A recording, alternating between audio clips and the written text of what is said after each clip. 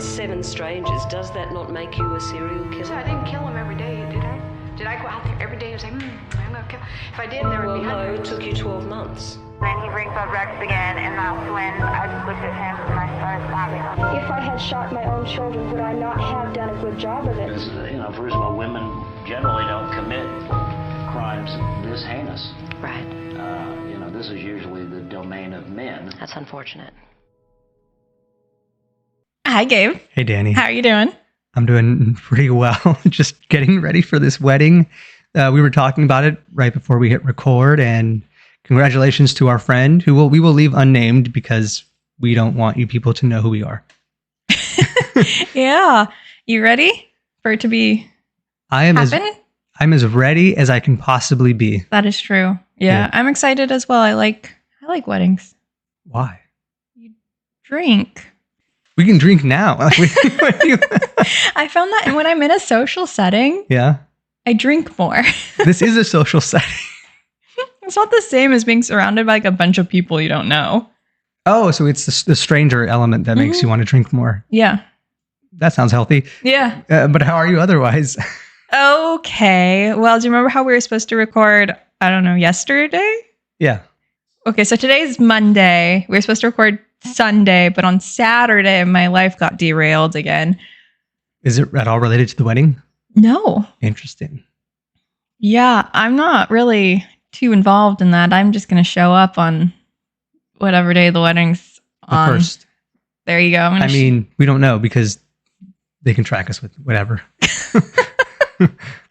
So, anyways, on Saturday, I got a message that one of our job site alarms was going off. And I was like, well, shoot. So I drove out there working on a Saturday and I checked it. Just a door hadn't been properly latched and like it set off the alarm. And I was like, cool. So then I like latched it. I reset everything and I left. And it's the same job that I was leaving from last time when I got a flat tire. And it happened again. No way. Yes. Was it also a screwdriver? It was like a huge screw. Okay, yeah. So, yeah. But that happened. I had to wait for AAA again. It took up most of my Saturday and it really sucked. That sounds pretty terrible. Yeah. So that's why I was like, Gabe, can we just please move it? Because I didn't get anything done I had planned today. And here we are. Yeah. Well, backing up a little bit, an alarm goes off at the job site. Mm-hmm. Why are you the one to respond? Because I'm the one who's managing that job. What would have happened if you had stumbled upon like some thieves? Some thieves? Yeah. I would have called the police. But that's why I'm like a little concerned, right? Because Danny just shows up like, all right, let's see what's happening here. It's like a gated. Community? Yeah. So Okay. I figured, it's probably a door became jingled or something. Okay. I wasn't really too worried. I just didn't want to keep getting calls about this. Got it. I figured I'd just go check. Yeah, fair enough. Yeah. Wow. And then even if I called the police to go look, I'd still have to go and reset everything. So Right. whatever. It's fine. But luckily, they were able to patch it. So it was only $40 and not another $300. I don't think a patch lasts forever though, right? Don't tell me that. Maybe we should Google this. Well, also, it's like I have to take my car in to get serviced anyways. So I guess I'll ask them. And also, I think I need to get a new spare tire. You're in luck. A tire patch can last indefinitely, or it could come off unexpectedly. With my luck, it's just going to come off. At this point, I've had like 50% of my tires go flat on me. It's fine. We're not panicking. Yeah. I wasn't nervous driving here at all. I wasn't like, I'm probably going to get a flat tire. Well, it can't happen a third time. That would be crazy. Gabe, knock on wood. I need to like sage my life. Just like burn sage and I don't know, sage my car or something. Throw some salt, whatever. Throw some salt. Yeah, that'll do it. Maybe a demon's in my car. It's like acting like a magnet and just pulling all these metal things into the wheel. Could be. Or your eyesight is bad.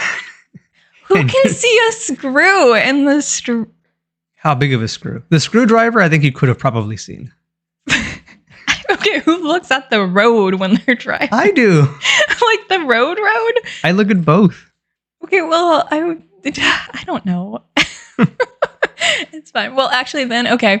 So have I told you about the rats in our attic? Yes. Well, Kobe figured out where he thought they were coming in. So So you confirmed there were rats there. Oh no, we still have no idea. Oh, okay. But there was like this long vine that was going from a fence to up to like our roof ledge. And he was like, oh yeah, they're probably crawling across this. So he cut that down. And he was like, oh yeah, it's solved. And it's been a week.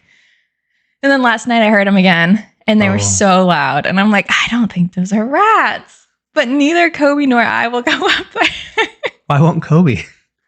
I don't know. So we're back to where we started. What if they're birds? They're nesting in your attic. It's like a banging. I guess it could be birds. It's so weird. I don't know. We've called 2 exterminators and they haven't called us back. That's a bit odd. They're like small companies. We should just call like a large. Yeah, whatever. So I don't know. My life's good. It's great. Your life sounds also great. Yeah, it's pretty steady. Yeah. Like you always have all these crazy things happening, and my life's pretty just consistent. You're like, I have a wedding coming up. Yeah. And I'm like, I got another flat tire. Yeah. My life's falling apart. It's great. Yeah. I have to buy a black tie. Yeah, you do. That's about the extent of my issues when it comes to everyday things. That sounds rough. Super rough. I'm so sorry. You have to go buy a tie. Anywho, I have a really good one for us today. Yeah, I'm looking forward to it. It was one I did not want to do. I've been following the coverage since it first was released. And I didn't want to do it. And then Gabe sent me like a article link and he's like, this headline seems interesting. And I was like, I already know about this case. I don't want to do it. And he's like, but it seems interesting. And I was like, fine, I'll do it, Gabe. And you know what? He was right. It was interesting. I don't remember which, because I sent you like 4 or 5. You sent me so many. Yeah. It was the nurse, Lucy Letby. I don't even remember the headline you sent me, but you know. Lucy Letby. That is a Letby. Oh, Letby. Letby. Still a unique last name. I don't think I've heard of that one before. This whole story takes place in like the UK, so I'm not sure if it's more common across the pond, as they say. They do say that. Yeah. Anyways, So you ready? Yep. All right, let's get started. Okay, so I'm actually going to really briefly explain how I'm going to tell this story so you don't get confused. At first, I'm just going to give like a really brief overview of the whole picture of the hospital, what their procedures were going through. And it kind of gives you an idea of the story. And then after that, we're going to go through everything that was found out during the, not everything, because that's impossible. We're going to go through what was found out during the trial. Okay. And go more in depth. Okay. So you think it'll be like one part the case, one part the trial? Kind of. It's more like one part overview, one part details. Okay. Ish. You'll see. I don't know. Then you can tell me. Yeah, wing it. Okay. So Lucy Letby was born January 4th, 1990 in Hereford, England. And she was the only child of a finance manager and an accounts clerk. Apparently, her birth was a difficult one, and she was very grateful to the nurses who helped her mom during that time, which was very big in her mind and led her to go to college and study nursing. And Lucy was the first of her family to go to college, and she graduated in 2011. Interesting, because her parents are work in finance and accounting? An account clerk, I think it's like an assistant. Oh, okay, got it. And then a finance manager, which I imagine if you start low, you can... Yeah. So, she began working as a neonatal nurse in 2012 at the Countess of Chester Hospital, which is the main hospital in this area. The neonatal unit isn't for normal babies. So in 2013, the Chester Standard did a profile of nurses and Lucy was featured on it. She described her job as caring for for a wide range of babies requiring various levels of support. So not like babies who are born, at the right time and don't have any issues. It's like premature babies or babies born with infection or... Is this called the NICU? I think it's called the NICU here. Oh, got it. Okay. So it's for more like at-risk babies. Yes. And in 2015, the hospital unit where Lucy worked noticed an increase in infant deaths, and they began to investigate. We should do a little disclaimer here. This involves the deaths of very small babies, this whole story. So if that's too much for you, turn it off. Yeah, we should probably lead with that. And we'll have it in the description. Yeah. Yeah, it's fine. So an informal review was done, and the incidents were reported to the committee of the NHS Foundation Trust. The committee classified the deaths as medication errors. The unit's head, like the head person of the unit, noticed that one nurse was on shift for all of the deaths, but considered it a coincidence since Lucy often worked extra shifts to cover for staffing shortages. So Lucy was the nurse who was at every death. In October of 2015, a ward manager decided to conduct her own investigation. She also noticed Lucy was the only staff member who was working during all the incidents of unexplained deaths and collapses. We'll go into more detail of what that means later.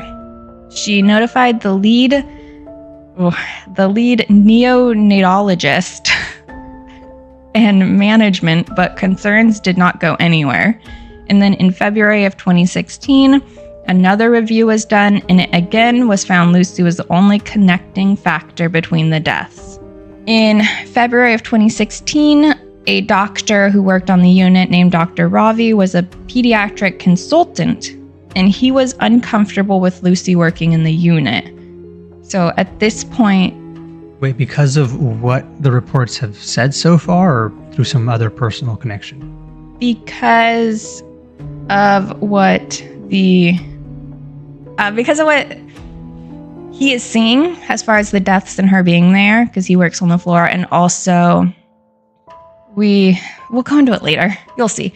Okay. So after Dr. Ravi expresses his concerns, the lead neonatologist contacted the unit manager, the hospital's medical director, and the director of nursing to request an urgent meeting to discuss how people are becoming uncomfortable working with her. And a meeting, and in fact, a quote from the email is, "We need to discuss Lucy." And a meeting took place in May of 2016, and they ultimately decided the spike in deaths was a coincidence, and no further action was taken. This is a very interesting situation, because if she's picking up extra shifts, it explains why she's always around. But assuming there is infanticide happening, the only other explanation is that there are perhaps 2 or more other nurses committing these, and they're able to hide their trail that way. Because so far, all they've looked at is who is around for every death, which is often like that's open and shut typically. Yeah. But it's not necessarily proof. So I listened to a couple interviews from doctors who had worked on the unit, and they all kind of said, oh gosh, I don't remember what I was going to say. I had just commented that it's possible that it's not Lucy. Oh, I remember. They were saying the hospital was pretty much doing all it could to not call the police, and that's why there was all these different investigations going on. They were just like internal ones that the hospital was trying to do as a way to avoid calling the police. So they would hire these consultants and like do these investigations internally because they didn't want to make the news pretty much by calling the police. I see. So they kept repeating the same analysis, hoping someone would say, it's fine. Yeah. Okay. So the neonatal death total in 2015 was doubled than the prior year. We'll go over numbers, don't worry. The mortality rate at this neonatal unit had risen above what was considered normal rates. The Care Quality Commission had a hospital visit in February of 2016 and reported issues with short staffing, mixed skills within the unit, and yet they did say the overall culture was positive and the staff felt well supported, able to raise concerns, and develop professionally. On the 24th of June 2016, following the death of there's triplet babies born. Yeah. 2 of the 3 died. And that is the day that the lead neonatologist asked the duty executive to have Lucy removed from the unit. The duty executive denied the request and said Lucy was safe to work, and she was happy to take any responsibility if anything happened while Lucy was working. Okay, so it's like an open secret. Yeah. That people are suspecting her of killing babies. Yeah. Okay. And side note, this person who was like, I'll take any responsibility if anything happens while Lucy, she retired shortly before Lucy was arrested. So, because I was curious, I was like, well, what happened? No, that's a good bit because she saw the writing on the wall towards the end anyways. I'm not sure. Yeah. And by late June of 2016, there had been 7 unexpected deaths of babies in this unit. The fact that they're unexpected is what is surprising. We'll kind of go into that. And at this point, June of 2016, Lucy was transferred to work at the hospital's. First, she's switched to day shift, and then she's transferred to work at the hospital's risk and patient safety office, which is like pretty much putting you on desk duty instead of working directly with the babies. Okay. And the executives of the hospital discussed if they should involve the police at this time, but ultimately felt that the doctors in the unit were essentially on a witch hunt that was misguided, and they worried about the harm to the hospital name if they were to call the police. Instead, they organized a review through the Royal College of Pediatrics and Child Health, which began in September of 2016. Yeah. So the unit's services were scaled back by the hospital managers on July 7th, 2016. So they pretty much lessened the amount of patients they will take. And what else did they do? Instead of taking babies born prematurely from, I think it was, they had originally taken them from like being born at 22 weeks, and they went to 32 weeks. And if they were born before 32 weeks, they went to a more intensive care unit. So, sorry, was that a widespread policy or specific to this hospital? This hospital and this unit specifically. And this is an attempt to curb the deaths? Yes. Okay. So, the units, as we discussed, the units were scaled back by hospital managers on July 7th, 2016. So, instead of accepting babies born at like 22 weeks, it went up to 32 weeks. And they also lowered the amount of patients that were accepted. And they did this in response to the higher death rates. But real quick, so this is in terms of intake, so receiving infant patients. Mm-hmm. But what about mothers who go there to give birth? They go to a different unit. Oh, okay. Yeah. I see. Got it. The trust, there's so many different, hospital things. I asked Kobe and he was like, yeah, that's super normal. There's so many different things that can be hired, so many different processes and anyways, the trust set a review on the unit's general services, and then in October of 2016, the RCPCH reported their findings. We mentioned it earlier. The Royal College of Pediatrics and Child Health began their review in September of 2016, and then in October, they reported their findings that essentially said there was no reason for the increase in mortality rate in the unit, but that the unit was not sufficiently staffed and did not have enough senior staffing. From my experience of knowing quite a few people, keep in mind, this is America that I'm talking about, but I know a lot of people who work in healthcare and work in hospitals, and they're always understaffed. And there's this thing called a patient ratio, and it's how many Healthcare workers there are to patients. exactly. Yeah. So it's common for there to be like every nurse has 4 patients, or in more serious cases, it's 1-to-1, which is what it should be in this unit. Is every nurse is assigned 1 child, Really? but it seemed pretty common to have 2 to 4 children per nurse. I'm so used to, and granted, I don't know anyone in the like the NICU, Mm-hmm. but I think for adult patients, like one nurse having 12 adult patients is not uncommon.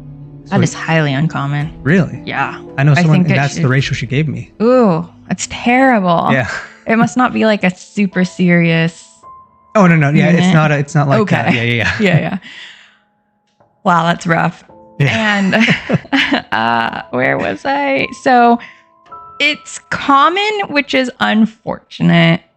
And it's also pretty common to not have enough senior staffing. So, like, not enough people who know what they're doing because of experience.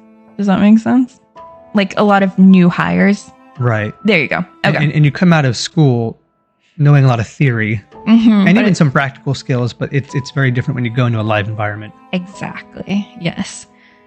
In September of 2016, Lucy filed a formal grievance about being transferred out of clinical duties. And in January of 2017, the board reviewed Lucy's case and sided with her and supported her return to the neonatal unit.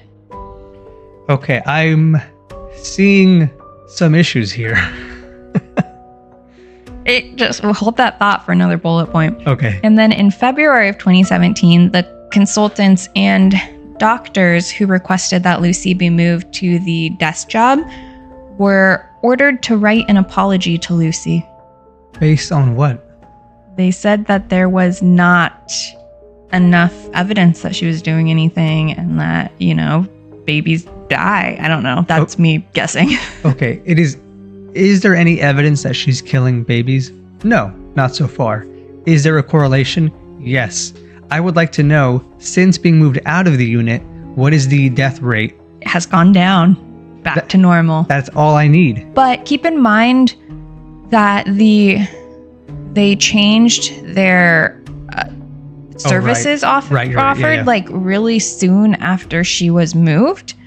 And so one of the doctors that I listened to who was interviewed was saying that before she was on the unit, before like 2015, I think it was common for there to be 2 to 4 infant deaths a year. While she was there was 7 that year. And there was more deaths than 7, but there were 7 that were unexpected. And that after she had been moved off and they scaled back their services in the 7 years since then, there had been 1 death. So, yeah. Okay, but the service change has Huge. clearly had an impact. Yes. Which feels a little disingenuous, right? Because it's less so that their care has improved. It's more that they just sort of fudge the standard. Yeah. Well, I think a large part of it probably was accepting less patients. So the ratio is more what it should be. Yeah. Which doesn't feel like an honest, like, look, because bureaucrats at these hospitals will go do presentations and say, look, we reduced the number of deaths down X%, but that's not telling the full story. But that's me maybe projecting general corruption in the healthcare system. Yeah. And there's clearly some stuff going on based off of everything that we've discussed so far. Yes. So in March of 2017, the consultants requested police be involved. And Lucy was set to return to work on May 3rd of 2017. But in May, the police formally did become involved, and the investigation was named Operation Hummingbird. And on... Why hummingbird? I don't know. I feel like hamsters eat their own young. You could have called it hamster. Like, something a little more... I don't know. They supposedly released like this YouTube thing that was an hour long, and they discussed their investigation. And every single link I clicked was like, this I think maybe because it was in the UK. I don't know. Every link I clicked was like, this video is not available. And I got In your mad. country? Yeah. How to use a VPN for that? I don't know what that means. But on July 3rd, 2018, Lucy was arrested on suspicion of 8 counts of murder and 6 counts of attempted murder. She made bail multiple times, but ultimately was arrested again and denied bail. And her trial began on October 10th, 2022, and she pleaded not guilty. At the time the trial started, the charges were for 7 counts of murder and 10 counts of attempted murder. Let's get into the trial. Yeah, because from my perspective, it has gone from here's a strong correlation to we're trying you for individual counts of murder for specific babies. Yeah, so obviously the children are infants and they're under 18, so their identities are protected. So they refer to them as baby A, baby B, etc. Okay. See, Yes. I get the pattern. yeah, there's a pattern. Yeah. I'm not gonna go over every baby. There's 17 of them. Yeah, that's fair. I'm gonna give you a brief overview of a few so you can kind of see the differences between them, similarities, and then later on we'll go more in depth into the ones that stand out. Okay, so baby A was the first baby, and he died within 24 hours of being born. He was a fraternal twin, so he was born by C-section with his twin sister around 9 weeks early. Quick side note, apparently there is actually an increased risk for twins to be born prematurely, have low birth weight, have complications during the pregnancy, and just in general, like they're a little more likely to die. Yeah, there's actually quite a few. We discussed also the triplets that were born. Yeah. There's quite a few twins mentioned. Interesting. Okay. Yeah, super interesting.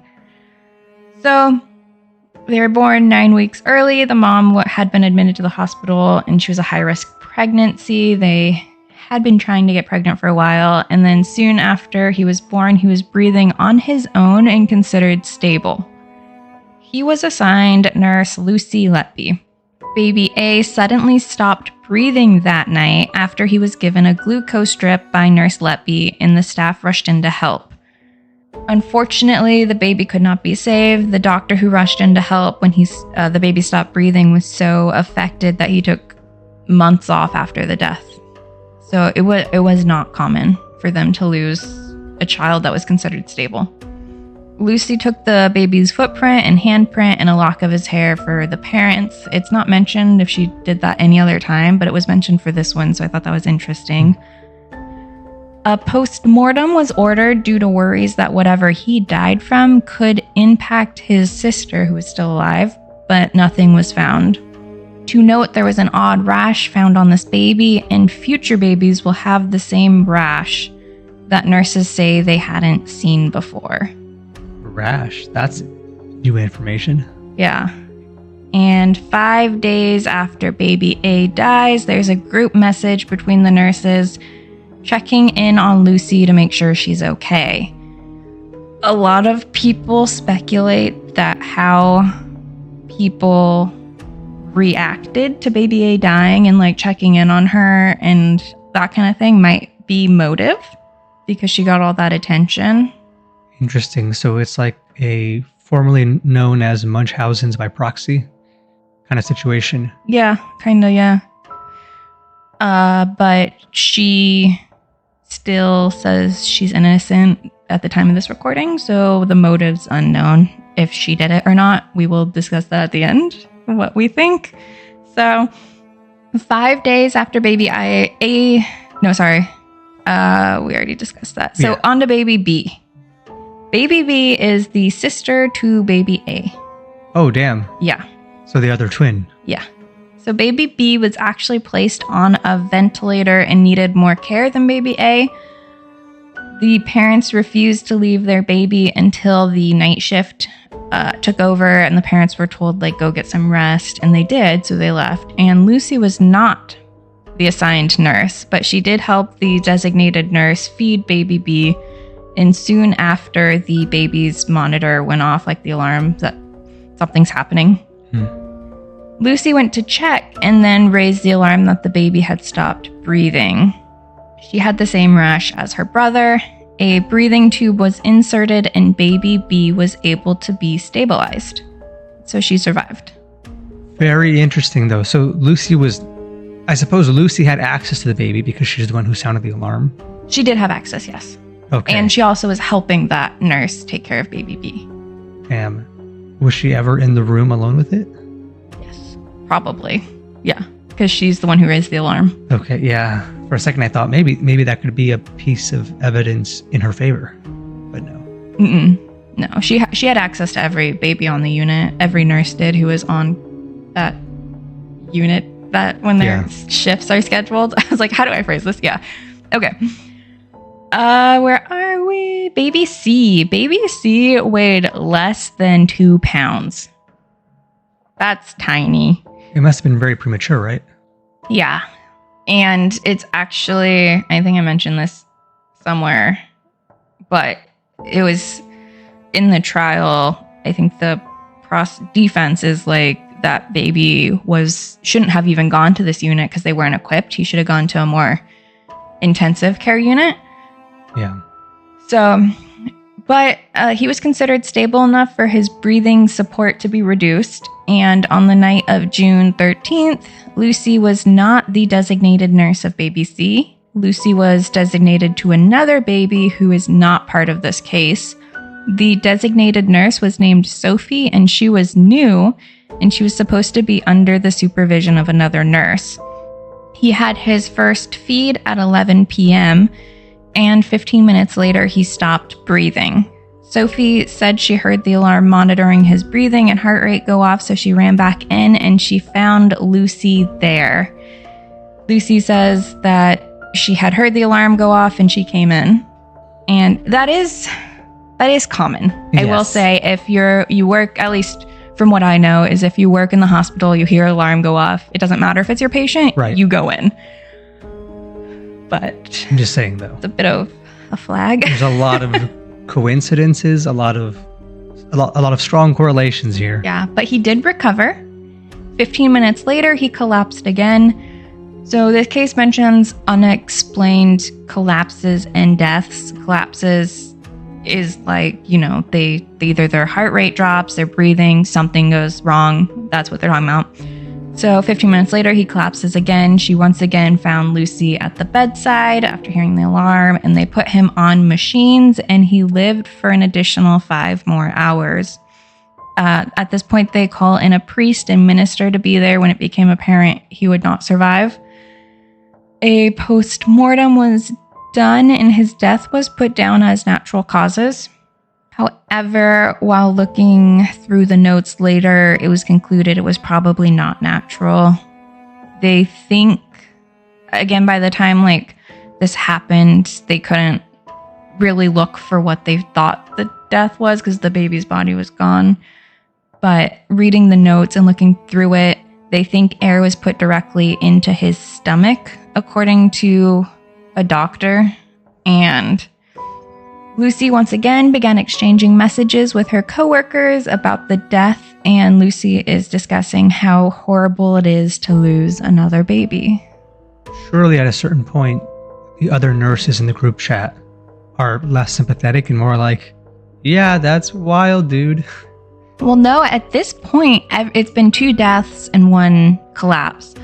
And everybody's like, wow, Lucy, I'm so sorry you're having to go through this. I'm so sorry you were there for both deaths. It's crazy. What are the chances?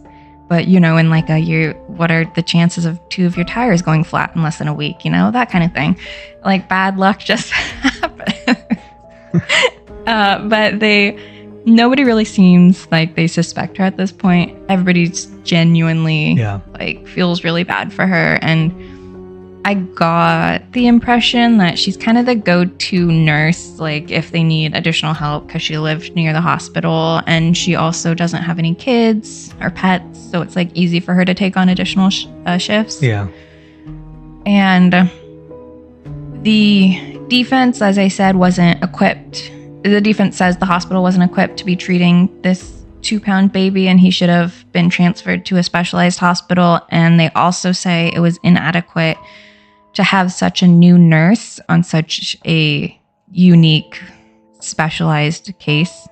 This very, very underweight baby. And I guess the child also was fighting pneumonia. And the defense says it's impossible to conclude that the baby didn't die of infection instead of an air being put into its tummy. Yeah, I've not heard of air being put into the stomach. Yeah.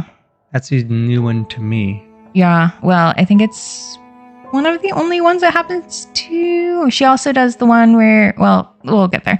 Okay, so baby D was born with a suspected infection. So the mom's water broke and she didn't have the baby for like 60 hours, which is a huge no-no. Once your water breaks, if you don't have it within a certain amount of time, they either should do C-section or induce because the possibility of infection is so high. And the hospital didn't even give the mom any antibiotics, so they suspect the baby was born with infection. So that's why the baby goes to the neonatal unit, and she has breathing issues too, so she ends up being ventilated. Lucy was not baby D's nurse. The unit was very understaffed, as we discussed, so the designated nurse had 2 babies to look after, which it should have been 1. And Lucy apparently had 3 babies this night to look after, so that's how understaffed they were. The parents say that there is a nurse who was in baby D's room who wouldn't leave and made the parents feel uncomfortable. And the prosecution tries to say this is Lucy, but Lucy hadn't even started her shift yet. And it's just kind of to show, like, there's some questions, like, people kind of fill in the blanks. Maybe it was just another nurse and they're like, it was Lucy because, you know, who knows. Anyways, around 1:30 a.m., the baby stopped breathing and the designated nurse was on break. Lucy and another nurse immediately page the designated nurse and they all rush into the room and there's an odd rash on the baby. They were able to get the baby breathing again and the rash disappeared. Unfortunately, the baby collapsed again. They increased the oxygen being given to her and she stabilized. The 3rd time it happened, the baby did not recover. Lucy and her coworkers again text about how horrible the situation is, and it's always hard to lose a baby. Baby D's postmortem found she did have an infection, and that she had pneumonia. The lungs. Yeah. Right. So this was the baby that wasn't born until much longer after the. Yeah. It should have been. Yeah. Baby. The presence of the rash in almost each case so far is very interesting. Yeah. Yes. Do you know what the rash looked like? They all describe it a little bit differently. Some were like it was like pink and blue, and some say it was more like pink and purple. And then they say like it wasn't like a stable rash. It kind of like disappeared quickly, or like. Was it always in the same spot? No. You know, was it in a general part of the body? Not that I noticed. Some it was mentioned like on the, I think, arm, and another one had it on the face. So. Like on the arm, like on the extremities? Like an arm. Well, like, your arm is from your shoulder to your hand. It's a baby. Its arm is like this big. I don't know. No, what I'm getting at is, I'm just trying to think if the baby is having like breathing issues. Right. Then you tend to see that at the extremities, around the lips. Interesting. So face and arm. Yeah. But you know, if it's like up on the shoulder, then I'm like, okay, that's not the same as if it's the extremities. Oh, I don't have an answer. Yeah, okay. Because I didn't think about that. I just kind of noticed what I read. So very interesting. So now we're on to baby E. Baby E is part of a twin. Wow. A lot of twins. That's what I was saying. Yeah. Oops, sorry, I hit my mic. Baby E weighed just under 3 pounds. Lucy was the nurse designated to look after baby E on August 3rd. At this point, he was doing much better and he was stable, considered stable. Staff was even talking about moving the twins to a different hospital closer to where the parents lived. And at about 9 p.m. that night, the mom went in to visit her son, and she heard her son crying horribly loud. And she says, like, she was surprised a baby that small could cry so loud. And she went and found him with blood coming out of his incubator. And she says Lucy was at the computer, like doing some paperwork and not near the son. And she tells Lucy about the blood, and Lucy's like, oh, it's probably the feeding tube at the back of his throat rubbing, and it could have caused the blood. And so the mom left and went back to her own room, and she called her husband at like 9:11, and she was like, yeah, it was really weird. There's blood, but this is what the nurse says. And then around 10 o'clock, the doctors called, and the baby has vomited a bunch of blood. And the doctor starts him on antibiotics and antacids because he thinks there might be like something going on, like a tear in the stomach or somewhere. And he's called back again by Lucy when more blood is thrown up. And the doctor says he's never seen so much blood thrown up from a baby. And so the baby's given fluids and ventilated with the goal to stabilize him while figuring out like what is going on. But unfortunately, the baby deteriorates rapidly, also has a rash, and the baby ends up passing away and is unable to be resuscitated. You kind of get the picture. Most of them have rashes. I'd say like 99%.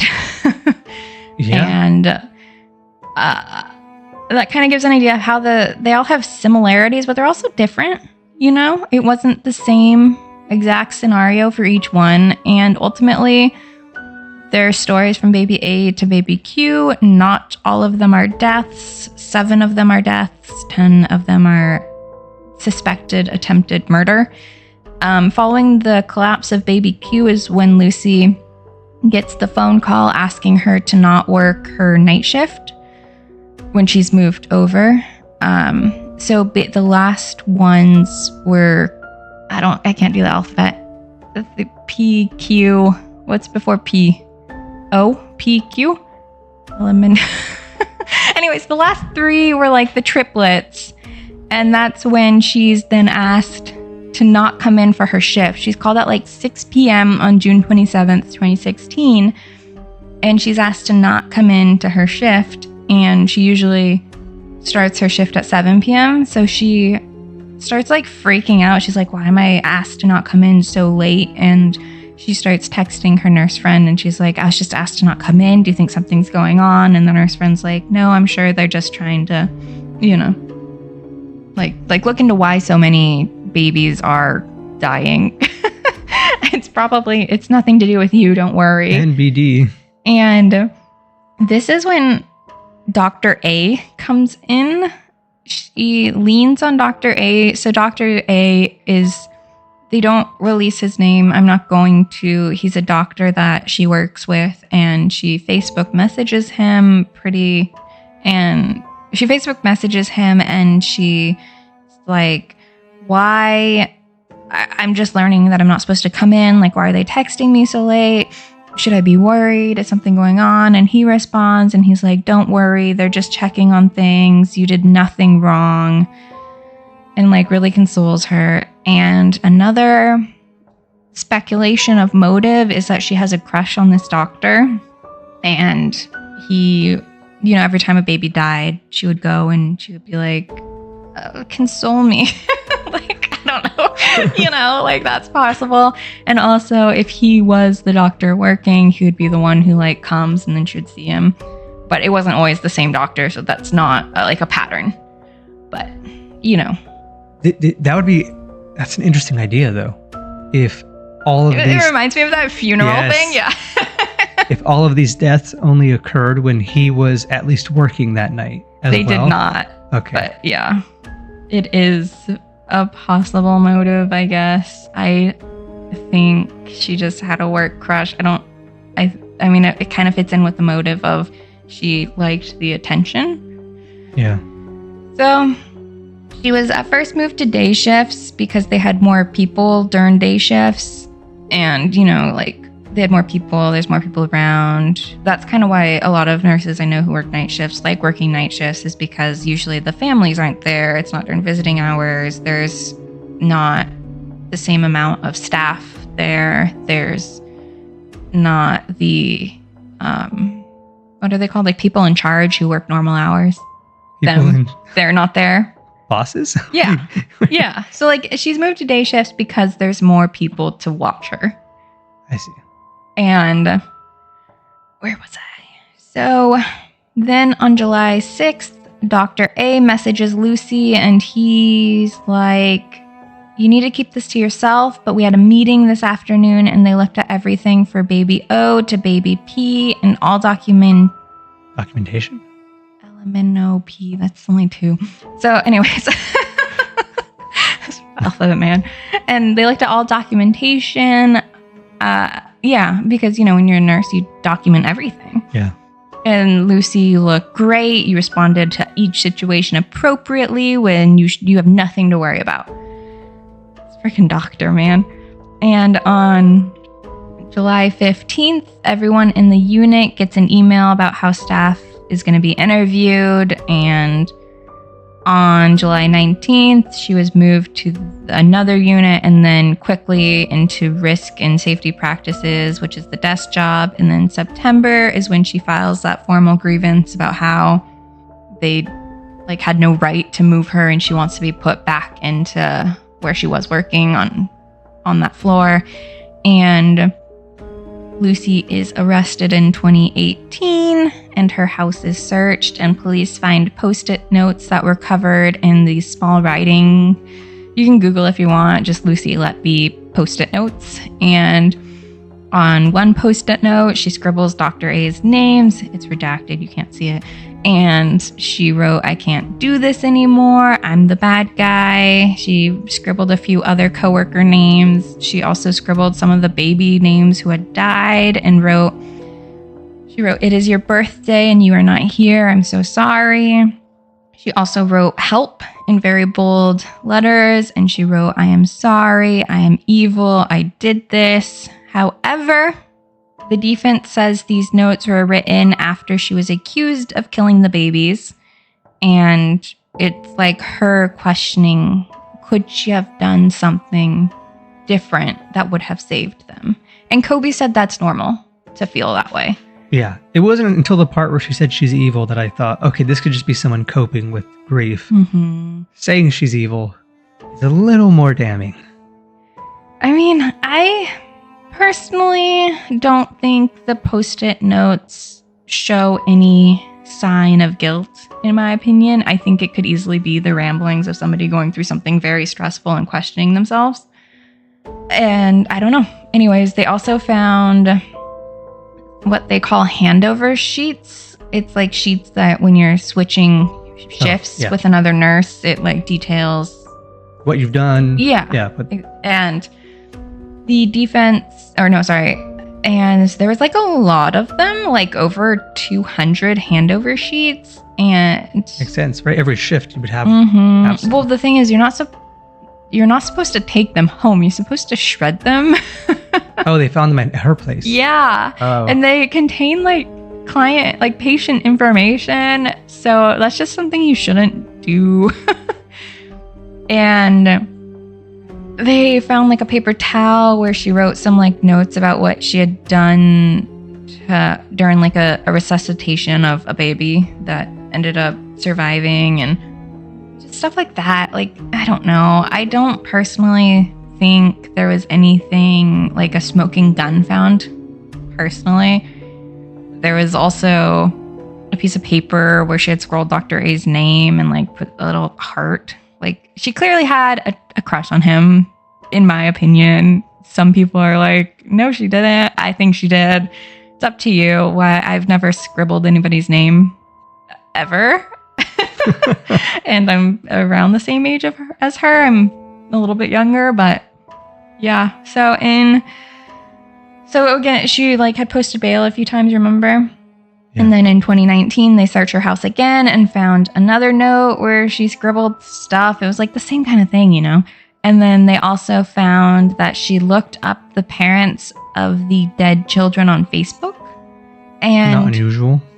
she did also search for the other children's parents she treated who were not even part of the case. So I think it was just her. Like, she just like had low-key stalker vibes.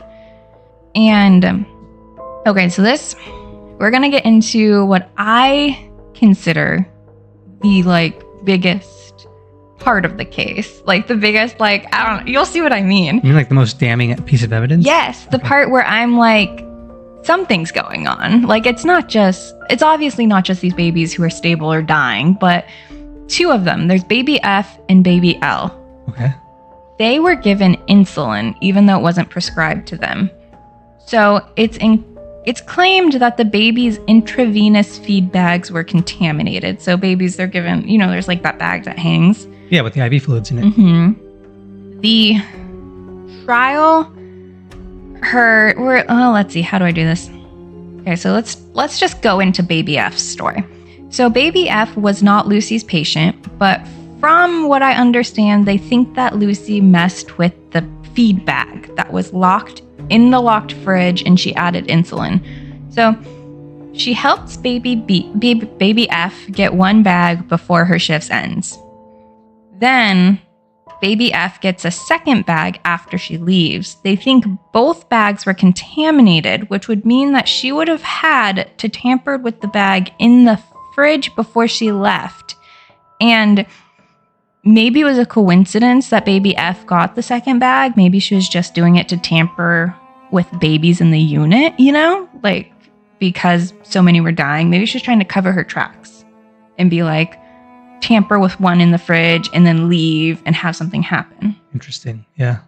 So Lucy after she leaves, she continues to text coworkers asking about baby F's status. They find the insulin issue for baby F because they took a blood sample while he was doing poorly, and that showed that he not only had an increase in insulin, but they were able to see that it was not like insulin produced by the body, but it was synthetic insulin that was in his bloodstream.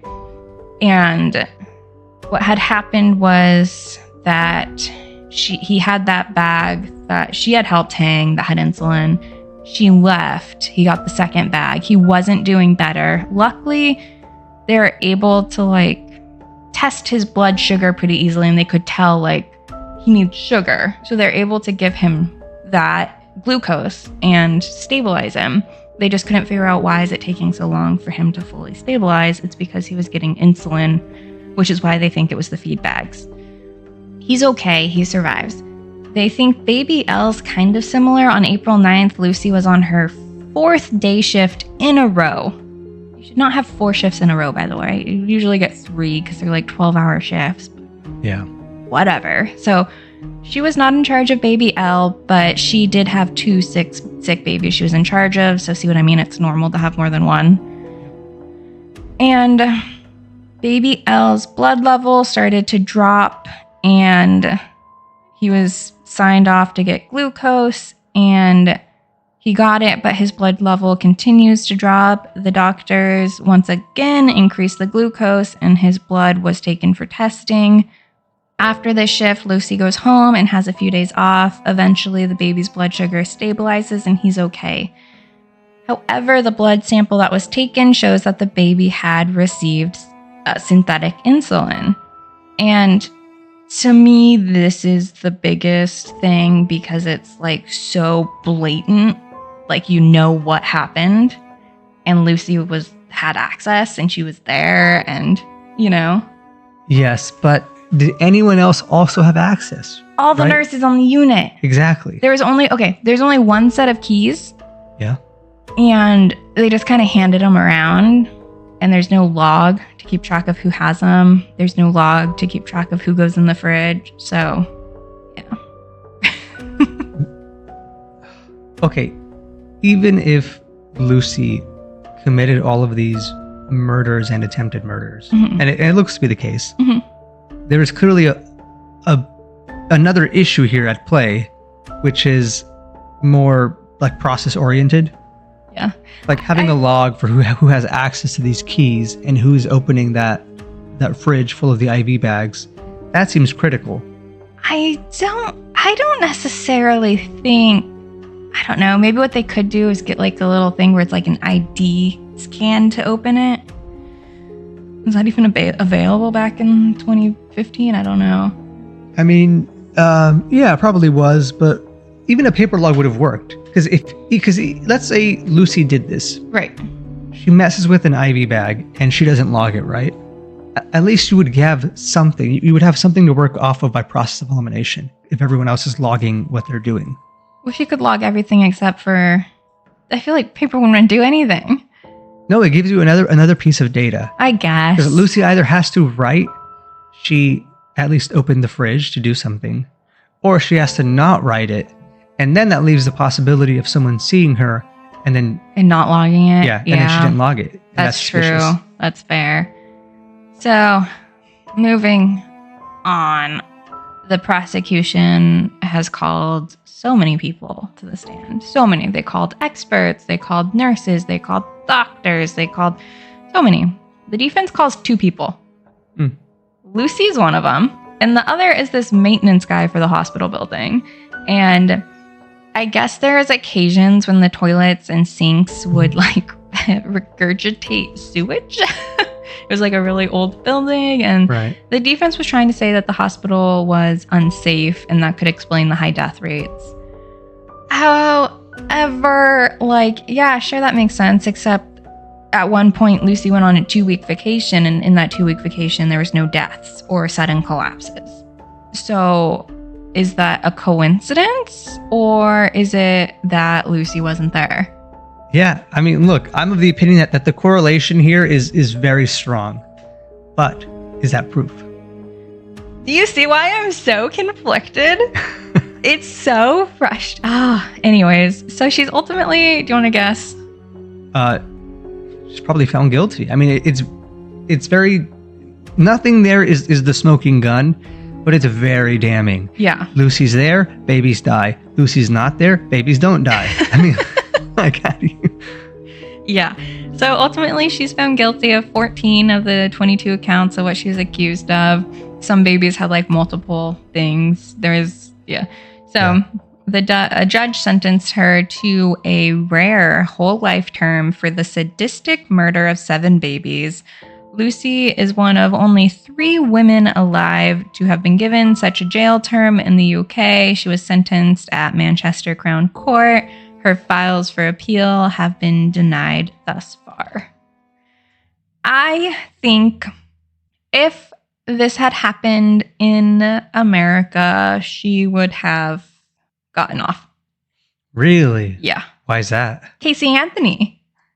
You cannot extrapolate Casey Anthony. Freaking Casey Anthony's why I think No. I feel like there was more for Casey. Like, No. if her defense had been better, the only correlation is that she was there. I could not find a single time where they discussed like how much she worked compared to her coworkers, since she was like usually the one who went in so much. But like they could have used that and been like, she worked this much, but the average person only worked this much. So she was just there way more. And so therefore the correlation of course was more, but it doesn't mean the causation. No, but the issue there is if that by itself was all they had, fine. But the most damning piece is when she's not there and then babies don't die. That's true. Like, how do you explain that? There's this super controversial New York Times article that I read, and I did not actually use anything out of it because of how like in the UK, it's not allowed to be read there because they're very stringent about corrupting the potential jury pool if this goes back on trial. Yeah. And it was trying to say pretty much that the hospital was super understaffed, and like the fact that all the nurses had extra babies, the fact that there was plumbing issues. Like, of course there was deaths. Of course, there's unexpected deaths because the babies probably had infections. They probably had this. They probably had that. And I mean, it's true, but it also like didn't really look into the whole when she wasn't there, they didn't die. Which is very damning. look, here's the other thing. So let's say I'm her defense attorney and I need to get her off. I would have proposed at least the possibility of 2 or more other nurses killing babies. They kind of tried to say that with the insulin. They were like, Lucy was like, I did not do that, but yeah, somebody else probably did give them insulin. And she like, the way she phrased it was like, it was tampering with the babies. So she kind of was trying to say somebody else was there messing with the babies, but she didn't do a good job of it. Yeah, because just imagine, just a hypothetical, no evidence for this. Yeah. There's 2 other nurses Okay. working in conjunction, and they've thought this through, and they've said, we're only going to do this when Lucy is here, and when she's not here, we do nothing. So if this ever gets discovered, You should be a lawyer. Lucy, I should be a lawyer. That's Lucy so is the bad. scapegoat. Yeah. Because just for a second, right? Again, no evidence for any of this. Imagine that's what happened. They got away with it. That's wild. Right? Could you like I feel like we've heard crazier stories. Oh yeah. Yeah, absolutely. Yeah. The last one we did where the woman was like killed. Yes. Yeah. And then took her phone and was like messaging all these. Yeah. Yeah. Pretending to still be alive. That's crazy. I haven't heard anybody mention that. Oh my gosh. And again, it seems unlikely. Yeah, for sure. But I would have at least floated that idea to say, look, there are other possible explanations here. Mm-hmm. Because She's trying to say that she's like a scapegoat for the hospital. I think there's an element of that. I think the hospital screwed up because they launched multiple investigations that at the very least told them babies die when Lucy is here. Yeah. And when they moved her, they stopped dying, and then they reinstated her. So at the very least, the hospital is negligent on like many grounds. Mm-hmm. And it does come off a little bit like part of their motive here is to try and pin it all on Lucy and say, no, there are no other issues. It was just this one person. Yeah. Could you imagine if she's just like the person with like the worst luck and she didn't do this? I mean, yeah, it could That have, would but the insulin in the bags, someone definitely tampered with those. Yeah, for sure. Which is like why I think it's the biggest thing to show something was going on for sure. Yeah. It wasn't just that 1 year period where the death rates were super high. It was also other things happened as well. And no one testified seeing her mess with the babies, hit them. No. There was instances like we mentioned where she was in the room, Yeah. but I think nobody was like paying close enough attention. I don't think they had the time to, and B, she was supposed to be there. So Yeah. yeah, Damn. I know. But part of me just feels there isn't enough evidence where like, I'm like, but what if she didn't do it? But also like it's just like, what are the chances that she didn't do it? It's gotta be small. It's gotta be so small. But like, do you see at least a little bit why I'm a little torn? Oh, yeah. I can understand because it doesn't feel conclusive enough. Yes, there's like no actual smoking gun. The fact that the doctors eventually were like, we don't want to work with her, that's pretty telling. But again, they never like saw her do anything. Yeah. Now I keep thinking back to my 2 other nurses theory where I'm like, That's crazy. like if that's the case, because I think about it like if I was in the position. Wait, there's this whole chart they made that shows each nurse and then each baby and who was working. Mhm. And the only one that has X's all the way down is Lucy. But you could probably use that and see. Oh, yeah, let's find the chart. Let's see. It was like Lucy, Letby, chart, working. Yeah, that'll bring it up. Oh, yeah, it's on Reddit. Yeah. I read a lot of Reddit for this case. Let's I see. also obviously looked into way more sources that I will show. I mean, it would be interesting to compile a list of the possible combinations of 2+ nurses that line up with all of these baby deaths or attempted deaths.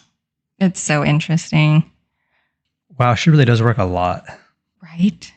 Yeah. All these other nurses. Yeah. Well, I mean, granted, this is just these instances when something happened. It doesn't. 25. So, like 2 nurses I could buy, but anything more than that, and it seems like that seems so much less likely. Like, but also, like, why would they do it? I mean, like, what? Like, their motive is they hate Lucy? No, their motive would be to kill babies. But then what? Now Lucy's arrested and they're... Well, that's what I'm curious. I mean, yeah, this can be easily just proven this way. Well, how many nurses have left the hospital since Lucy being found? That's what I was thinking too, is maybe they just go and get another job, because obviously this job has a decently high turnover rate. Yeah. I don't know. It's so crazy. But also, we've covered crazier. Well, look, if, 5-10 years down the road, we hear about one or more nurses across the UK or maybe somewhere else in the world getting found guilty for murdering babies, and their names are on this list here, that'll be pretty interesting. Yes, it will be. Can you imagine if that's what happened? And like, if we're looking at one of these names, I guess they're all actually. Oh no, the names are on here. Yeah, they are. I think some of them managed to get their name redacted. Yeah. And other charts don't actually show their name, which is what I think should. Just eyeballing it, I don't see 2 names that like cross opposite. over. Yeah. I bet they looked into that, right? Why would you? I don't know, because I don't know. Yeah. So, anyways, that's the story of Lucy.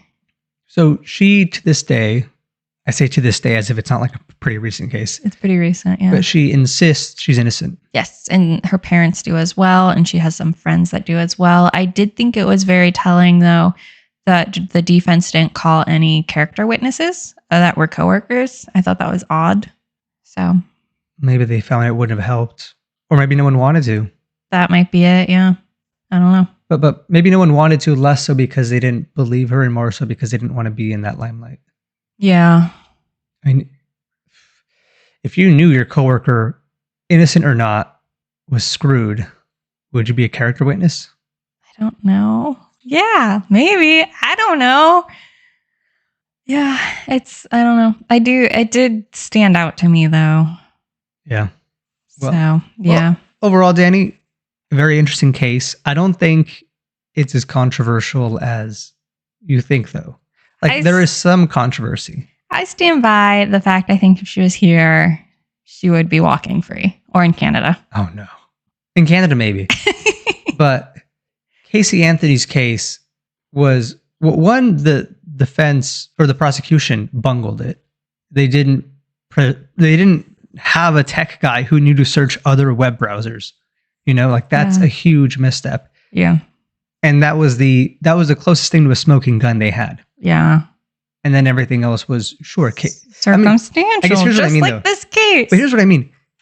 If the prosecution was competent, they would have had everything they needed to, I think, have her found guilty. I think if she was here and she had a really competent attorney defending her, they could have definitely sown some reasonable doubt into the jury. I don't know if they could have. Because even my idea, right? As a defense attorney, I'd have to compile a list and provide names. Like, here are the 2+ nurses who also overlapped with Lucy's work schedule. Maybe they did it. I'd have to, and because in the US, maybe it's this way in the UK too, but in the US, you can apparently say whatever in the defense of your client. I could have just been like, these 3 nurses did it. They're the ones. Combined, they all worked the same shifts, and they're just not killing while Lucy's gone. Bam, reasonable doubt. Sure, but also, with that, would a jury actually believe that? If I was on the jury, I'd have been like, that is some doubt that I'm feeling. I don't know if I feel confident putting this person in jail for the rest of their life when they could just be having the worst look ever. Do I think she did it? Yes. Do I think it was proven? Yeah. Yeah, I don't know. It's tough. It is very tough. Yeah, I still go back to her not being there. I know. Because the only possible cover for that is 2+ nurses, other nurses It's are got to be killing looking kids. at this chart. It's got to be more than 2. Yeah. She worked a lot. Right. And that gets like, that goes from, it's just easier to believe Lucy is killing kids than it is to believe that 3 or more nurses are coordinating so well to only kill when Lucy is on call that night. Yeah. And they've somehow avoided detection of ever being spotted by like another nurse or health care worker. I just wish she would confess so I would feel better. You know, that'd be great. Lucy, let me know if you did this for real. I don't know if she should ever confess. I don't think she will. Because the second you confess is the It's second done. you can never appeal. I mean, I don't think she can ever appeal now, but I think but I mean, who knows? Maybe in the future there might be something like you don't ever want to confess, right. but Unless they offer you some kind of plea deal, but at yeah, the number of counts she has, there's no plea deal that lets her get out of prison. yeah, I think she's like serving like they don't call it the same thing, but here it's like 14 life sentences. So, Yep. yeah, that's it. That's part of me wishes I hadn't done this case because I'm gonna just be thinking about it for the rest of my life now. But Give it a week. We'll have someone else we'll cover. that's true. Yeah, that's true. We do have a very good episode coming up. So there's that. Yep. All right. Well, thanks for listening, Gabe. No, thank you, Danny, for the story. And thank you all for listening. Be sure to follow us on Instagram and maybe subscribe to our Patreon. Maybe not until Danny figures out how to make the welcome gift a little cheaper. No. Oh, yeah. I was going to be like, I figured out the welcome gift. I'm sending it out tomorrow. No, but, making it cheaper. Yeah, I did the math. Even if she stays with us for a full year, we're losing money. Oh, no. Like, it's okay. It makes me happy. Don't subscribe to our Patreon. Do not do it. Do it, because if you're one of the first 6, I promise it'll be more than worth it. Hold on, let me go to our Patreon and make sure we don't have anyone else. Yeah. No. Anyways, we're also considering, just to keep you all in the loop, of making the her stories where Gabe tells the her story. We're thinking of making those Patreon exclusive. Yes. So there's that. So we're trying to come up with ideas to, make it more than just a welcome gift that costs more than anything else. A year's membership. More than a year. It'd have to be like 2. Oh, no. Maybe 3. It's okay. It's okay. Wait. Who's... okay. We're good. I saw another Patreon name I didn't recognize, but she's in the free tier. Okay, good. I was like, oh no, who is this? Why? So, all right. Yep. Thanks, everybody. Bye for now.